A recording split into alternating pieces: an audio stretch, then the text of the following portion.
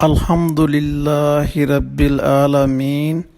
والصلاة والسلام علی سید المرسلین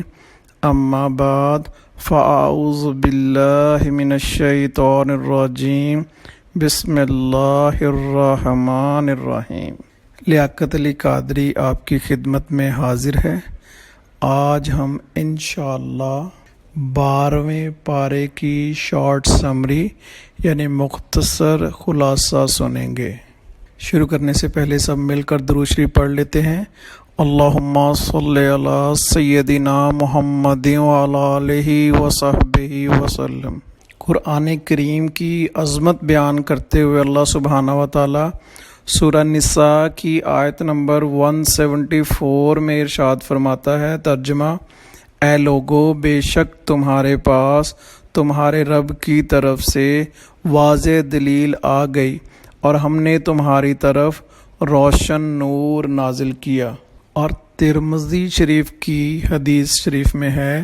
حضرت عبداللہ بن عمر رضی اللہ تعالی عنہما سے روایت ہے، رسول کریم صلی اللہ علیہ وآلہ وسلم نے ارشاد فرمایا، صاحب قرآن کو حکم ہوگا کہ پڑھتے رہو اور درجات چڑھتے جاؤ اور ٹھہر ٹھہر کر پڑھو جیسے تم اسے دنیا میں ٹھہر ٹھہر کر پڑھتے تھے کہ تمہارا مقام اسی آخری آیت کے نزدیک ہے جسے تم پڑھو گے۔ اللہ سبحانہ و تعالی نبی کریم صلی اللہ علیہ وآلہ وسلم کے صدقے ہمیں زیادہ سے زیادہ قرآن کریم حفظ کرنے کی توفیق عطا فرمائے۔ 12ویں پارے کی ابتدا سورہ ہود کی آیت نمبر 6 سے ہوتی ہے۔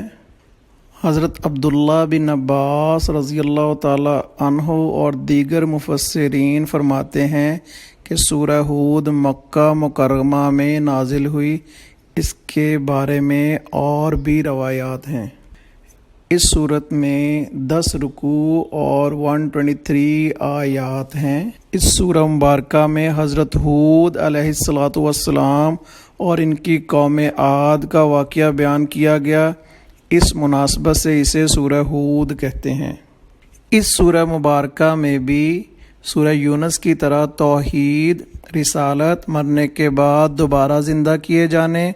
اور قیامت کے دن اعمال کی جزا ملنے کو دلائل کے ساتھ بیان کیا گیا ہے۔ اس کے علاوہ اس میں قرآن پاک کے اللہ تعالیٰ کی طرف سے نازل ہونے کے دلائل کو ثابت کیا گیا ہے۔ آسمان و زمین اور ان میں موجود منافع پیدا کرنے کی حکمت بیان کی گئی ہے کہ اس سے مقصود نیک اور گناہ گار انسان میں امتیاز کرنا ہے۔ مصیبت اور آسانی میں مومن اور کافر کی فطرت کا موازنہ کیا گیا کہ مومن مصیبت آنے پر صبر کرتا ہے اور آسانی ملنے پر شکر کرتا ہے، جبکہ کافر نعمت ملنے پر تکبر و غرور کرتا ہے، جبکہ مصیبت کی حالت میں بڑا مایوس اور ناشکرا ہو جاتا ہے۔ ہر انسان کی فطرت مختلف ہے، حتیٰ کہ دین قبول کرنے میں بھی ہر ایک کی فطرت جدا ہے۔ کفار کی طرف سے پہنچنے والی اذیتوں پر اللہ تعالیٰ نے اپنے حبیب صلی اللہ علیہ وآلہ وسلم کی تسلی کے لیے سابقہ انبیاء کرام علیہ الصلاۃ والسلام کے واقعات بیان فرمائے، اور ان واقعات میں تمام مسلمانوں کے لیے بھی عبرت اور نصیحت ہے۔ اس سورہ مبارکہ میں حضرت نوح علیہ السلام، حضرت ہود علیہ السلام، حضرت صالح علیہ السلام، حضرت ابراہیم علیہ السلام، حضرت لوط علیہ السلام، حضرت شعیب علیہ السلام اور حضرت موسیٰ علیہ السلام اور ان کی قوموں کے واقعات کو بیان کیا گیا ہے۔ انبیاء کرام علیہ السلام اور ان کی قوموں کے واقعات بیان کرنے سے حاصل ہونے والی عبرت و نصیحت کا بیان ہے۔ دین میں استقامت کا حکم دیا گیا اور یہ بتایا گیا کہ سرکشی بربادی کا راستہ ہے اور کفر و شرک کی طرف میلان جہنم کے عذاب کا سبب ہے۔ نماز کو اس کے اوقات میں قائم کرنے اور نیک اعمال پر صبر کرنے کا حکم دیا گیا۔ دین کی دعوت سے اعراض کرنے والوں کو عذاب کی وعید سنائی گئی اور متقی لوگوں کے اچھے انجام کو بیان کیا گیا، جس سے واضح ہوتا ہے کہ ترغیب اور ترہیب انفرادی اور اجتماعی اصلاح میں بہت فائدہ مند ہے۔ 12ویں پارہ کی پہلی آیہ مبارکہ یعنی سورہ ہود کی آیت نمبر 6 میں اللہ سبحانہ و تعالیٰ فرماتا ہے،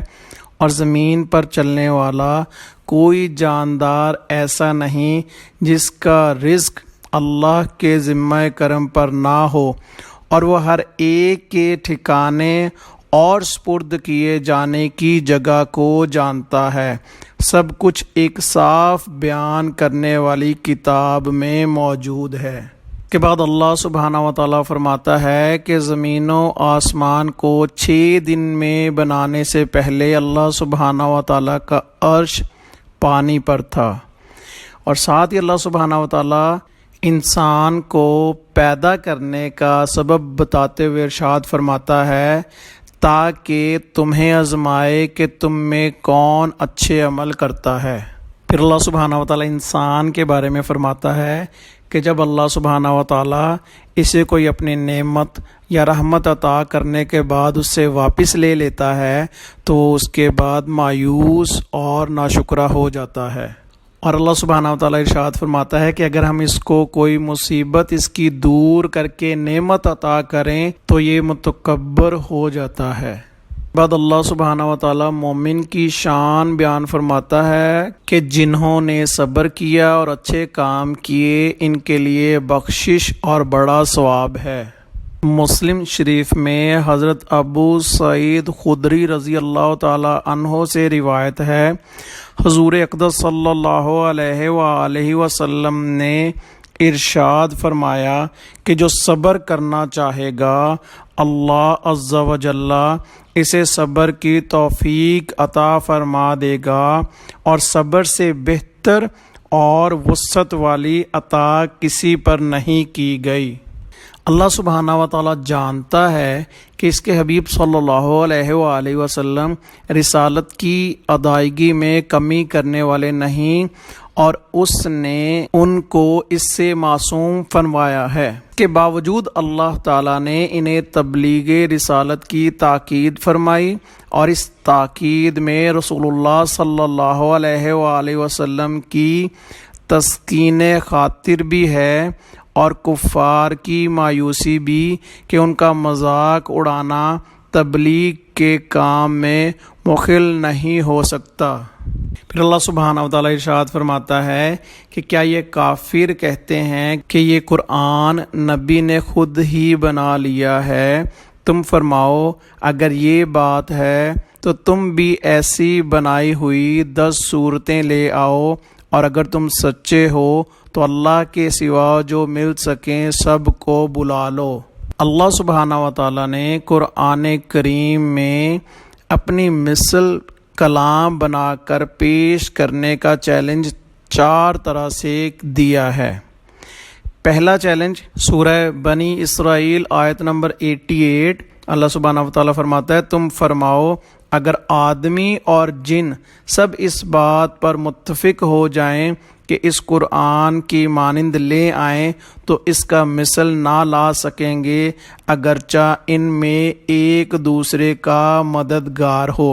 یعنی پورا قرآن بنا کر لانے کا چیلنج کیا گیا ہے۔ پھر ابھی جو آیہ مبارکہ بیان ہوئی سورہ ہود آیت نمبر 13، اس میں 10 صورتیں لانے کا چیلنج کیا گیا۔ سورہ بقرہ آیت نمبر 23 اور سورہ یونس آیت نمبر 38 میں اس جیسی ایک صورت بنا کر لانے کا چیلنج کیا گیا۔ اور بالکل آخری سب سے ہلکا چیلنج سورہ طور کی آیت نمبر 34 میں اللہ سبحانہ و تعالیٰ نے فرمایا اگر یہ سچے ہیں تو اس جیسی ایک بات تو لے آئیں۔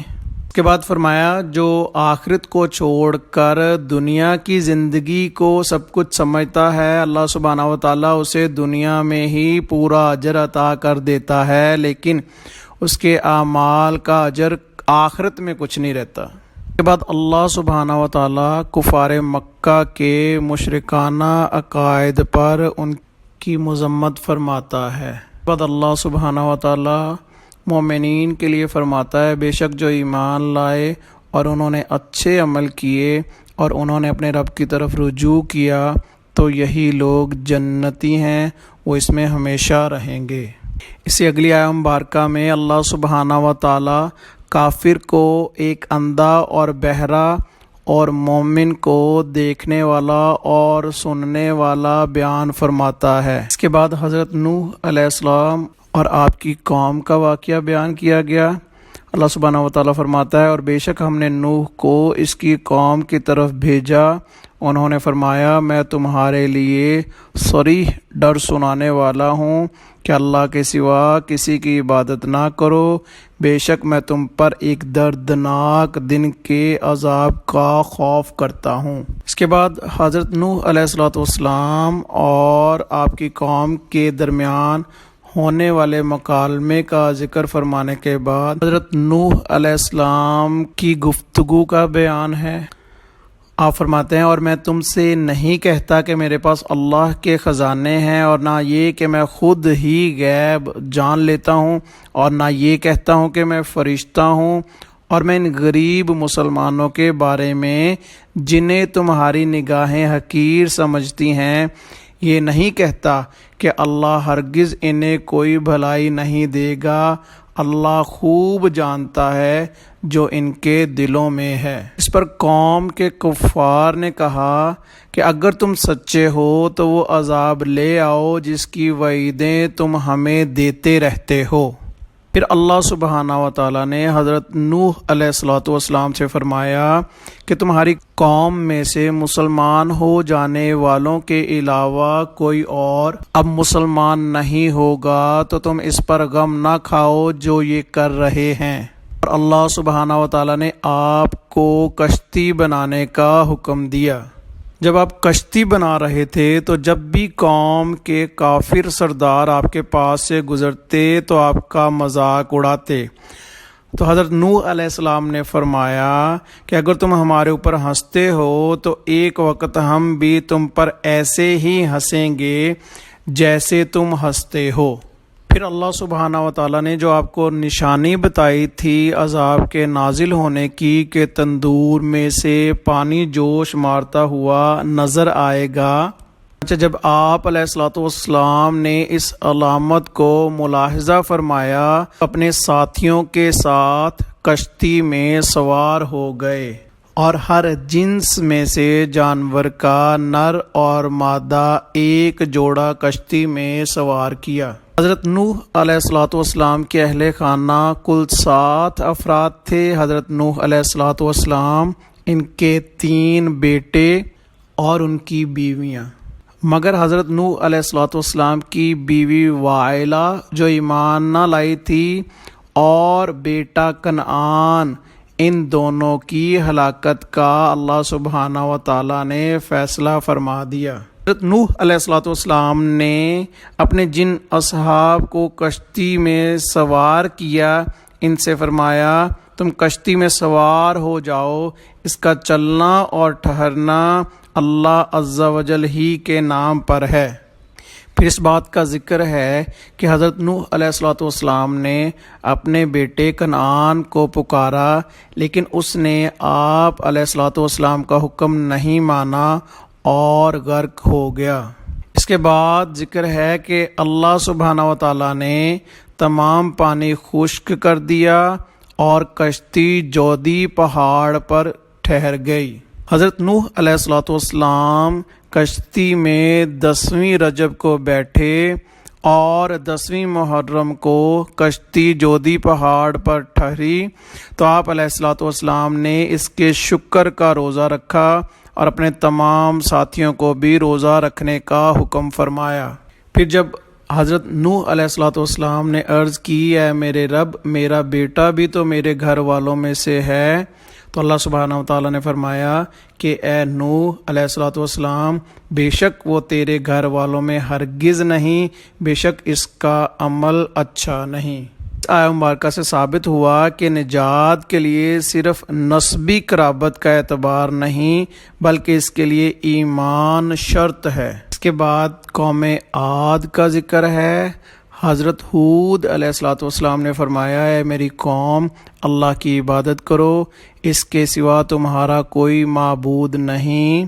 اور اے میری قوم میں اس پر تم سے کوئی اجرت نہیں مانگتا، میرا اجر تو اسی کے ذمہ ہے جس نے مجھے پیدا کیا۔ اپنی قوم کے ساتھ ہونے والی مختلف انداز میں گفتگو کے بعد حضرت ہود علیہ الصلوۃ والسلام نے فرمایا اگر تم منہ پھیرو تو میں تمہیں اس کی تبلیغ کر چکا ہوں جس کے ساتھ مجھے تمہاری طرف بھیجا گیا تھا، میرا رب تمہاری جگہ دوسروں کو لے آئے گا اور تم اس کا کچھ نہ بگاڑ سکو گے۔ اللہ سبحانہ و تعالیٰ فرماتا ہے اور جب ہمارا حکم آ گیا تو ہم نے اپنی رحمت کے ساتھ ہود اور اس کے ساتھ والے مسلمانوں کو بچا لیا اور انہیں سخت عذاب سے نجات دی، اور ساتھ ہی اللہ سبحانہ و تعالیٰ قوم عاد کی نافرمانیوں اور ان کے انجام کا ذکر فرماتا ہے۔ اس کے بعد حضرت صالح علیہ الصلوۃ والسلام اور ان کی قوم سمود کا ذکر ہوتا ہے۔ حضرت صالح علیہ الصلوۃ والسلام نے بھی اپنی قوم کو ایک خدا کی عبادت کرنے اور شرک سے بچنے کا حکم ارشاد فرمایا۔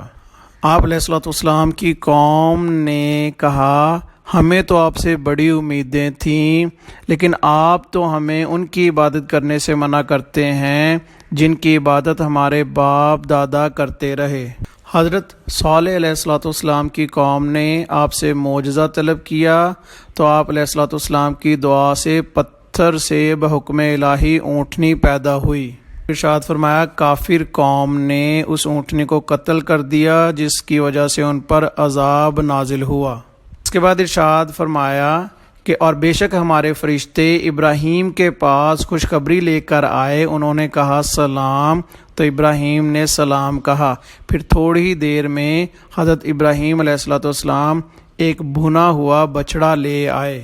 فرشتوں نے حضرت ابراہیم علیہ الصلوۃ والسلام کو حضرت اسحاق علیہ الصلوۃ والسلام اور حضرت یعقوب علیہ الصلوۃ والسلام کی خوشخبری دی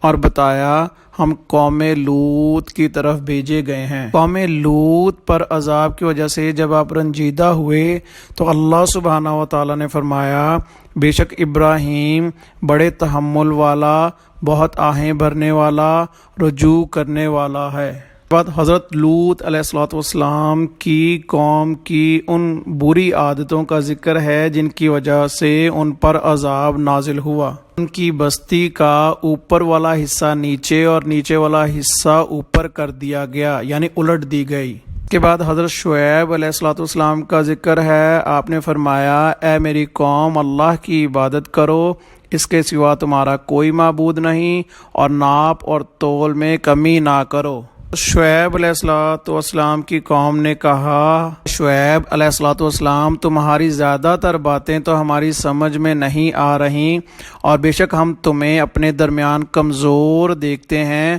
اور تمہارا قبیلہ نہ ہوتا تو ہم تمہیں پتھروں سے مارتے، اور تم ہمارے نزدیک کوئی معزز آدمی نہیں ہو۔ جب حضرت شعیب علیہ الصلوۃ والسلام کی تبلیغ کا ان پر اثر نہ ہوا تو اللہ سبحانہ و تعالیٰ فرماتا ہے اور جب ہمارا حکم آیا تو ہم نے شعیب اور اس کے ساتھ کے مسلمانوں کو اپنی رحمت سے بچا لیا، اور ظالموں کو خوفناک چیخ نے پکڑ لیا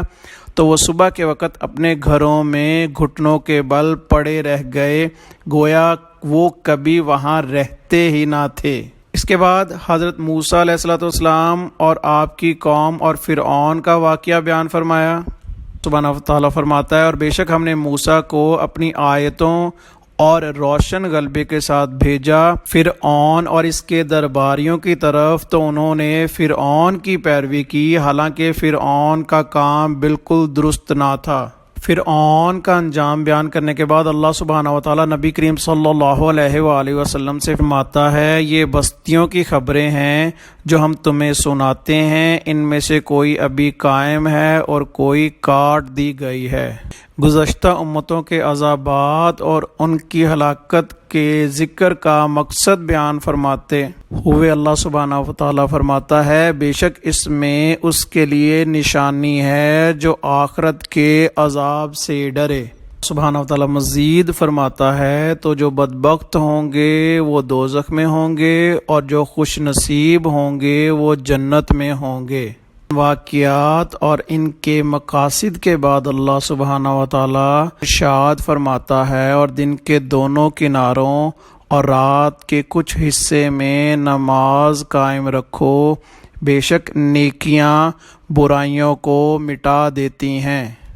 اس کے بعد سابقہ امتوں کے نیک لوگوں کا ذکر فرمایا۔ ان واقعات کے بیان کے مقصد میں مزید فرمایا حبیب صلی اللہ علیہ وآلہ وسلم اور رسولوں کی خبروں میں سے ہم سب تمہیں سناتے ہیں جس سے تمہارے دل کو قوت دیں، اور اس صورت میں تمہارے پاس حق آیا اور مسلمانوں کے لیے واعظ و نصیحت آئی۔ 12ویں پارے میں سورہ ہود کی آخری آیہ مبارکہ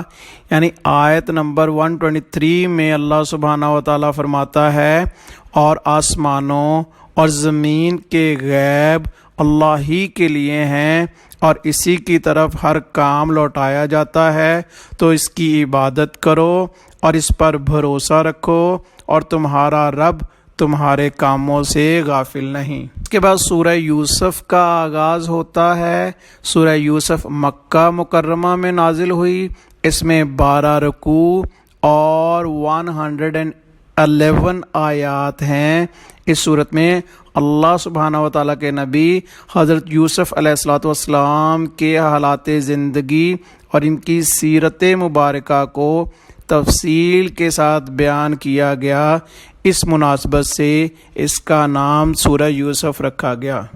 اس سورت کا مرکزی مضمون یہ ہے کہ اس میں نبی کریم صلی اللہ علیہ وآلہ وسلم کی نبوت کی دلیل کے طور پر حضرت یوسف علیہ السلام کے حالات زندگی تفصیل کے ساتھ بیان کیے گئے ہیں۔ اس کے علاوہ اس صورت میں قرآن مجید کا بہترین قصہ بیان کیا گیا۔ حضرت یوسف علیہ السلام کے واقعے میں یہودیوں کے لیے نبی کریم صلی اللہ علیہ وآلہ وسلم کی نبوت کی نشانیاں ہیں۔ تاجدار رسالت صلی اللہ علیہ وآلہ وسلم سے پہلے جتنے انبیاء کرام علیہم الصلاۃ والسلام دنیا میں تشریف لائے سب مرد ہی تھے، کسی عورت کو نبوت نہیں ملی۔ انبیاء کرام علیہم الصلاۃ والسلام اور ان کی قوموں کے واقعات میں عقل مندوں کے لیے عبرت اور نصیحت ہے۔ اس سورہ مبارکہ کے آخر میں قرآن مجید کے اوصاف بیان کیے گئے کہ یہ سابقہ آسمانی کتابوں کی تصدیق کرتا ہے اور اس میں ہر چیز کا مفصل بیان ہے اور یہ مسلمانوں کے لیے ہدایت اور رحمت ہے۔ سورہ یوسف کا آغاز حروف مقطعات سے فرمانے کے بعد اللہ سبحانہ و تعالیٰ فرماتا ہے یہ روشن کتاب کی آیتیں ہیں، بے شک ہم نے اس قرآن کو عربی میں نازل فرمایا تاکہ تم سمجھو۔ فرمایا ہم تمہارے سامنے سب سے اچھا واقعہ بیان کرتے ہیں۔ حضرت یوسف علیہ السلام کے واقعے کو سب سے اچھا واقعہ بیان کرنے کی ایک وجہ یہ ہے کہ حضرت یوسف علیہ السلام کے واقعے میں جس قدر عبرتیں اور حکمتیں بیان کی گئی ہیں اتنی اور کسی صورت میں بیان نہیں کی گئیں۔ اللہ سبحانہ و تعالیٰ فرماتا ہے یاد کرو جب یوسف نے اپنے باپ سے کہا اے میرے باپ میں نے 11 ستاروں اور سورج اور چاند کو دیکھا، میں نے انہیں اپنے لیے سجدہ کرتے ہوئے دیکھا۔ آپ کے والد محترم حضرت یعقوب علیہ الصلوۃ والسلام نے آپ سے فرمایا اپنا خواب اپنے بھائیوں کے سامنے بیان نہ کرنا، ورنہ وہ تمہارے خلاف کوئی سازش کریں گے، کیونکہ شیطان آدمی کا کھلا دشمن ہے۔ حضرت یعقوب علیہ الصلوۃ والسلام نے حضرت یوسف علیہ الصلوۃ والسلام سے فرمایا کہ تیرا رب تمہیں منتخب فرما لے گا اور تجھے باتوں کا انجام نکالنا سکھائے گا، اور تجھ پر اور ہم پر اپنا احسان مکمل فرمائے گا، جس طرح اس نے پہلے تمہارے باپ دادا ابراہیم اور اسحاق پر اپنی نعمت مکمل فرمائی۔ حضرت یوسف علیہ الصلوۃ والسلام کے بھائیوں کا قول ذکر فرمایا کہ بے شک یوسف اور اس کا سگا بھائی ہمارے باپ کو ہم سے زیادہ محبوب ہیں، حالانکہ ہم ایک جماعت ہیں، بے شک ہمارے والد کھلی محبت میں ڈوبے ہوئے ہیں، تو بہتر ہے کہ یوسف کو مار ڈالو یا کہیں زمین میں پھینک آؤ، تاکہ تمہارے باپ کا چہرہ تمہاری طرف ہی رہے اور اس کے بعد تم پھر نیک ہو جانا۔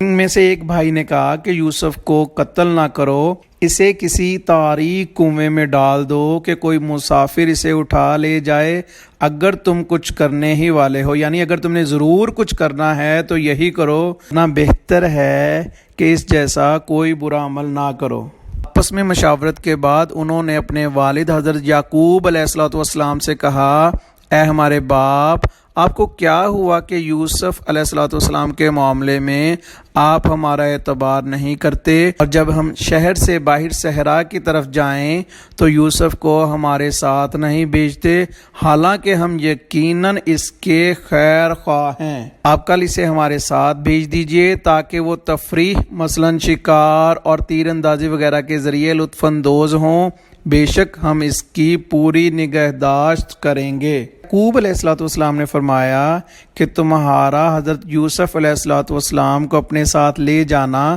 مجھے غمگین کر دے گا، نہ ہو کہ تمہاری غفلت سے انہیں کوئی بھیڑیا کھا جائے۔ نے کہا کہ اگر ہمارے ہوتے ہوئے سے بھیڑیا کھا جائے تو ہمارا تو پھر کوئی فائدہ نہیں۔ حضرت یوسف علیہ الصلوۃ والسلام کو لے گئے، انہیں کنویں میں ڈال دیا اور رات کے وقت اپنے باپ کے پاس روتے ہوئے آئے۔ کہا کہ حضرت یوسف علیہ الصلوۃ والسلام کو بھیڑیا کھا گیا۔ ثبوت کے طور پر ان کے کرتے پر ایک جھوٹا خون لگا دیا۔ کنویں کے پاس سے جب ایک قافلہ گزرا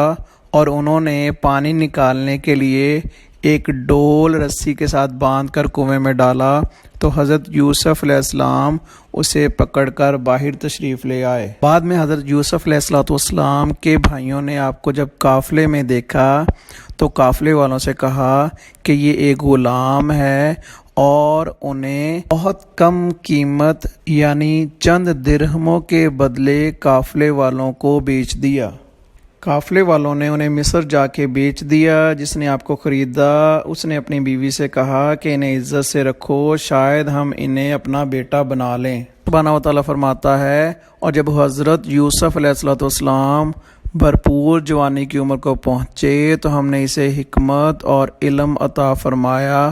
اور ہم نیکوں کو ایسا ہی صلہ دیتے ہیں۔ پھر فرمایا کہ جب زلیخا نے، جو اس گھر کی عورت تھی، آپ علیہ الصلوۃ والسلام کو سارے دروازے بند کر کے گناہ کی دعوت دی تو آپ علیہ الصلوۃ والسلام نے ارشاد فرمایا کہ بے شک وہ مجھے خریدنے والا شخص میری پرورش کرنے والا ہے، اس نے مجھے اچھی طرح رکھا ہے، بے شک زیادتی کرنے والے فلاح نہیں پاتے۔ جب زلیخا نے زبردستی اپنے ارادے کی تکمیل چاہی تو حضرت یوسف علیہ الصلوۃ والسلام دروازے کی طرف دوڑے، زلیخا آپ کے پیچھے دوڑی اور آپ علیہ الصلوۃ والسلام کی قمیض کو پیچھے سے پھاڑ دیا، اور دونوں نے دروازے کے پاس زلیخا کے شوہر کو پایا تو زلیخا کہنے لگی، اس شخص کی کیا سزا ہے جو تمہاری گھر والی کے ساتھ برائی کا ارادہ کرے، یہی کہ اسے قید کر دیا جائے یا دردناک سزا دی جائے، یعنی سارا الزام حضرت یوسف علیہ السلام پر ڈال دیا۔ حضرت یوسف علیہ السلام کی صفائی میں اللہ تعالیٰ کی قدرت سے ان کے گھر میں موجود ایک 4 ماہ کا بچہ بولنے لگا اور اس نے آپ کی بے گناہی کی شہادت دی۔ اس نے کہا اگر ان کا کرتا آگے سے پھٹا ہوا ہو پھر تو عورت سچی ہے اور یہ سچے نہیں، اور اگر ان کا کرتا پیچھے سے پھٹا ہوا ہو تو عورت جھوٹی ہے۔ جب شہر کی عورتوں نے زلیخا کا مذاق اڑایا تو زلیخا نے ان سب کو اپنے گھر پہ دعوت دی، سب کو ایک ایک چھری پکڑا دی اور حضرت یوسف علیہ السلام سے کہا ان کے سامنے نکل آئیے۔ جب عورتوں نے حضرت یوسف علیہ السلام کو دیکھا تو اس کی بڑائی پکار اٹھیں اور اپنے ہاتھ کاٹ لیے اور کہا یہ کوئی انسان نہیں، یہ تو کوئی بڑی عزت والا فرشتہ ہے۔ یوسف علیہ السلام نے عرض کی اے میرے رب،